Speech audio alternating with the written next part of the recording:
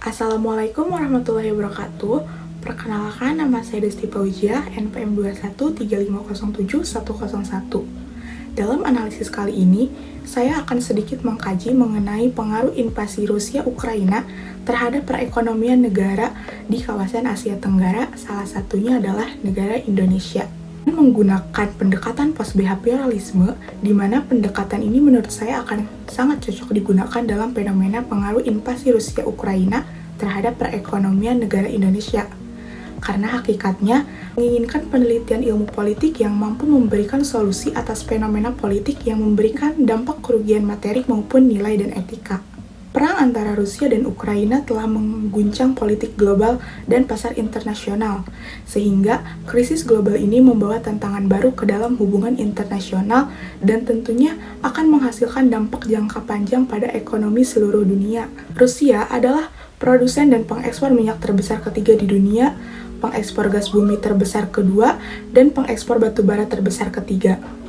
Rusia juga merupakan pengekspor gandum terbesar di dunia dan pengekspor minyak bunga matahari terbesar kedua.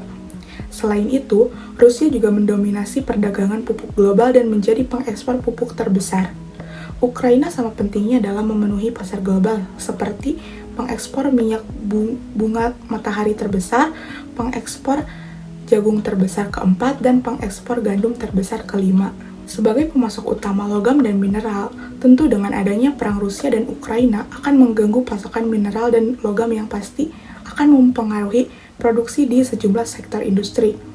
Hal ini menyebabkan terdapat perubahan dalam harga atas ketersediaan makanan dan energi yang akan berdampak langsung pada masyarakat dan negara di seluruh dunia. Invasi Rusia ke Ukraina tentu mengganggu ekonomi global yang berkepanjangan, ditambah akibat dari pandemi COVID-19. Dalam perang Rusia dan Ukraina menyebabkan tekanan inflasi dan gangguan rantai pasokan yang besar. Hal ini berkaitan dengan kontribusi peningkatan harga energi dan pangan, sehingga menimbulkan krisis karena pemerintah dari berbagai negara mengurangi dukungan atau ikut campur terkait dengan perang Rusia dan Ukraina. Kawasan Asia Tenggara menjadi kawasan yang bergantung terhadap Rusia dalam komoditas minyak bumi. Sanksi Barat yang lebih berat terhadap Rusia menyebabkan kenaikan harga komoditas dan inflasi global yang terus-menerus. Hal ini akan berdampak buruk pada pertumbuhan global yang menyebabkan permintaan yang tinggi ke Asia Tenggara. Kemungkinan permintaan komoditas di Asia Tenggara akan jauh meningkat setelah pandemi sehingga meningkatkan ketidaksertaan pendapatan dan mendorong lebih banyak orang dalam kemiskinan. Konflik yang berkelanjutan dapat memiliki efek yang drastis di Asia Tenggara. Dampak perang Rusia dan Ukraina berpengaruh terhadap ekonomi Asia Tenggara dan akan lebih merugikan daripada dampak pandemi COVID-19. Inflasi Ukraina dan Rusia pada 24 Februari 2022 menjadi peristiwa global yang memiliki implikasi besar terhadap seluruh negara. Rusia menjadi negara pemasok minyak terbesar sekitar 37% impor minyak dan gas bumi ke Asia Tenggara. Di Asia Tenggara sudah merasakan dampak langsung dari perang seperti gangguan rantai pasokan global dan kenaikan harga energi dan pangan. Diketahui bahwa harga BBM non-subsidi di beberapa negara Asia Tenggara telah meningkat, seperti di Singapura telah meningkat sebesar 28.500 per liter, 19.300 per liter di Thailand, dan di Indonesia 12.750 per liter.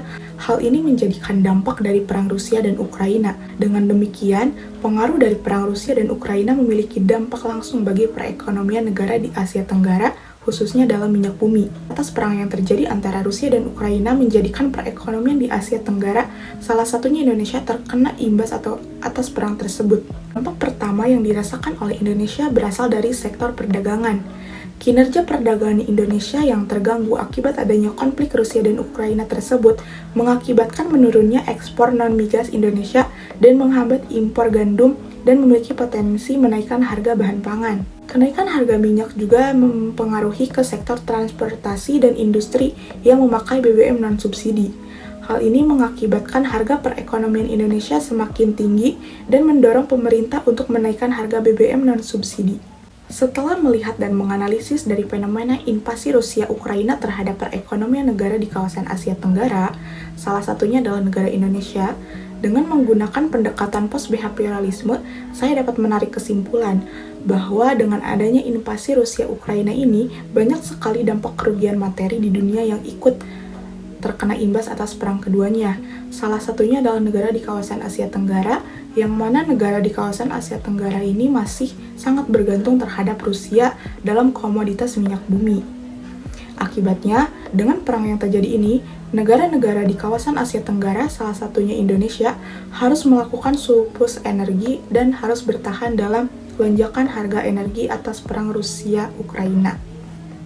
Untuk kedepannya, para pemerintah mungkin bisa melakukan bagaimana melihat perekonomian di masa yang akan datang sehingga tidak terlalu bergantung kepada Rusia-Ukraina, lalu menyusun estimasi dan kalkulasi serta dapat mengkaji informasi selengkap dan sedalam mungkin guna memetakan kemungkinan yang akan terjadi. Mungkin cukup sekian yang dapat saya sampaikan, kurang lebihnya mohon maaf. Wassalamualaikum warahmatullahi wabarakatuh.